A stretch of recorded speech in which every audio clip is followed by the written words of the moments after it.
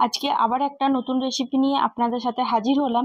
আমি যতবারই আপনাদের সাথে ভেন্ডির রেসিপি শেয়ার করেছি ততবারই কিন্তু আপনারা অনেক অনেক ভালোবাসা দিয়েছেন। তাই মনে করলাম এই গরমে একটু অন্যরকম ভেন্ডি রেসিপি আপনাদের সাথে শেয়ার করা যাক। আর গরম গরম ভাতের সাথে খেতে কিন্তু অসাধারণ লাগবে, একদম দুর্দান্ত একটা টেস্ট আসবে। তার জন্য আমি এখানে কিছুটা ভেন্ডি নিয়ে নিয়েছি, এরপর ভেন্ডিটাকে ভালো করে ধুয়ে নিয়েছি। তার সাথে আমি একটা শুকনো কাপড়ে ভেন্ডিগুলোকে ভালো করে মুছে নিয়েছি। ভেন্ডির গায়ে কিন্তু একটু জল নেই। এরপর ভেন্ডিগুলো আমি এক এক করে সবগুলো কেটে নিলাম। যদি ভেন্ডিগুলো বড় থাকে তো সেক্ষেত্রে কিন্তু দুভাগ করব, আর যদি ভেন্ডিগুলো একটু ছোট ছোট থাকে সেগুলো কিন্তু এক ভাগ করেই কাটবো। আশা করি আপনারা দেখে বুঝতে পারছেন ভেন্ডিগুলো খুব একটা ছোট করে কাটবো না, আর খুব বড় করেও কাটবো না। ঠিক যেভাবে আপনাদেরকে আমি দেখাচ্ছি ঠিক সেইভাবে কিন্তু এক এক করে সব ভেন্ডিগুলো আপনারা কেটে নেবেন। এখানে আমার সব ভেন্ডিগুলো সব একসাথে কাটা হয়ে গেছে। এরপর গ্যাসে আঁচ অন করে তার মধ্যে একটা কড়াই চাপিয়ে নিলাম, আর তার সাথে আমি 3 চামচের মতন সর্ষের তেল অ্যাড করে যে ভেন্ডিগুলো আমরা কেটে রেখেছিলাম সে এক এক করে সব ভেন্ডিগুলো এখানে অ্যাড করে দিলাম। এরপর লো টু হাই ফ্লেমে ভালো করে আমাদেরকে ভেন্ডিটাকে 4-5 মিনিটের মতন ভালো করে ভেজে নিতে হবে।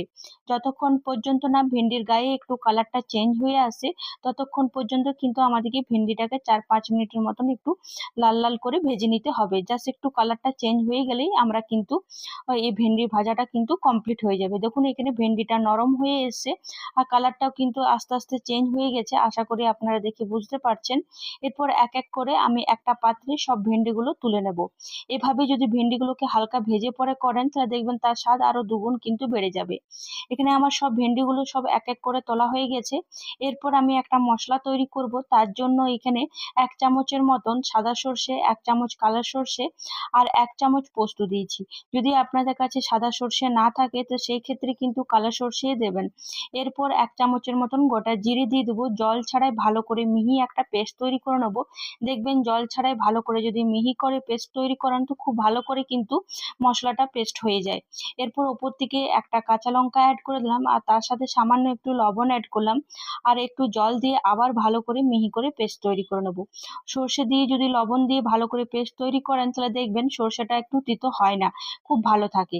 এরপর ওই তেলের মধ্যে যে পেস্টটা আমরা তৈরি করে রাখলাম সেই পেস্টটা এখানে অ্যাড করে দেবো, আর 2-3 মিনিট ভালো করে লো টু হাই মিডিয়ামে আমাদেরকে ভালো করে কষিয়ে নিতে হবে। এখানে লবণ অ্যাড করেছেন, দেখবেন সর্ষেতে কিন্তু একদমই তিতো হবে না যদি ওইভাবে আপনারা পেস্টটা তৈরি করেন। আর জল ছাড়াই যদি পেস্টটা তৈরি করেন তো দেখবেন খুব ভালো করে মিহি করে কিন্তু পোস্ত বা সর্ষেটা মিহি করে পেস্টটা তৈরি হয়ে যাচ্ছে। এরপর আমার ভালো করে 2-3 মিনিট নাড়াচাড়া করে নেওয়ার পর উপর থেকে সামান্য একটু হলুদ গুঁড়ো অ্যাড করে দিলাম, আর 1 চামচের মতন কাশ্মীরি রেড চিলি অ্যাড করলাম একটু কালারটার জন্য, আর একটু সামান্য লবণ অ্যাড করলাম। লবণ অ্যাড করে দেওয়ার পর ভালো করে আবার 2-3 মিনিট আমরা মশলাটাকে কষিয়ে নেব যতক্ষণ পর্যন্ত না মশলা থেকে তেলটা ছেড়ে আসছে। দেখুন এখানে মশলা থেকে খুব সুন্দর তেলটা ছেড়ে এসছে। আর আমি এখানে Kashmiri red chilli powder use করেছি একটু কালারের জন্য, আপনারা চাইলে এটা কিন্তু স্কিপও করে দিতে পারেন। এখানে আমার মশলা থেকে খুব সুন্দর তেলটা ছেড়ে এসছে আর খুব সুন্দর একটা গন্ধ এসছে। এরপর আমি এখানে টক দই ইউজ করছি, আর আপনারা চাইলে টক দইটা কিন্তু স্কিপও করে দিতে পারেন, কিন্তু আমি বলবো একবার এই পদ্ধতিতে একবার করে দেখুন, গরম গরম ভাতের সাথে এই ভেন্ডির রেসিপিটা কিন্তু দুর্দান্ত লাগবে। এখানে দইটাকে ভালো করে মিশিয়ে নেব লো টু হাই মিডিয়ামে। যখনই কিন্তু দই অ্যাড করবেন তখনই চেষ্টা করবেন গ্যাসের আঁচটা একদম লো থাকবার, তাহলে দেখবেন দইটা কিন্তু ফাটছে না। এরপর আবার 2-3 মিনিট ভালো করে মশলাটাকে কষিয়ে নিলাম। দেখুন এখানে খুব সুন্দর কালারটাও এসছে আর তেলটা খুব সুন্দর ছেড়ে এসছে। এরপর 2-3 মিনিট ভালো করে নাড়াচাড়া করে নেওয়ার পর যে ভেন্ডিটা আমরা ভেজে রেখেছিলাম সেই ভেন্ডিটা এখানে অ্যাড করে দেবো। সব ভেন্ডিগুলো একসাথে অ্যাড করে দেওয়ার পর ওর ওপর থেকে একটা কাঁচা লঙ্কা চেরা অ্যাড করে দিলাম, আর আপনাদের কাছে যদি ধনেপাতা কুচি থাকে তাহলে অবশ্যই একটু ওপর থেকে ধনেপাতা কুচি অ্যাড করে দেবেন। আবার 2-3 মিনিট ভালো করে নাড়াচাড়া করে নেবেন। আপনাদের যদি মনে হয় যে একটু জল দেবেন তাহলে সেক্ষেত্রে একটু সামান্য জল দিতে পারেন। আমি সামান্য সামান্য জল অ্যাড করেছিলাম, আর ভালো জলটা অ্যাড করে দেওয়ার পর আবার 2-3 মিনিট ভালো করে ফুটিয়ে নেওয়ার পর তাহলেই আমাদের এই ভেন্ডির রেসিপিটা একদম কমপ্লিট পরিবেশন করার জন্য গরম গরম ভাতের সাথে।